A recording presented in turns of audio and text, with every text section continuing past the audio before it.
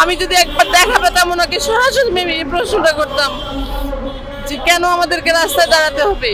দীর্ঘদিন এমপি ভুক্তি যারা হতে পারেনি সেই সব প্রতিষ্ঠানের শিক্ষকরা আজকের সমাবেশে এসেছি। আমার নিয়োগ 2002 সালে আর অনুমোদন হয়েছিল 2004 সালে আর আজকে 2025 সাল। এই বিগত দিনে আমি শ্রম দিলাম, আমি ছাত্র তৈরি করলাম, অথচ আমি আজকে অভুক্ত আছি। কেন?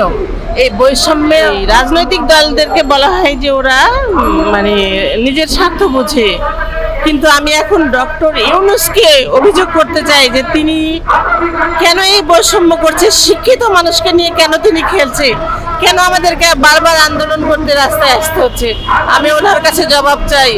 উনি নিজেই শিক্ষক ছিলেন, আজকে আমাদের এই শিক্ষিত সমাজ আমরা কেন ফুটপাতে বসে থাকবো? আমাদের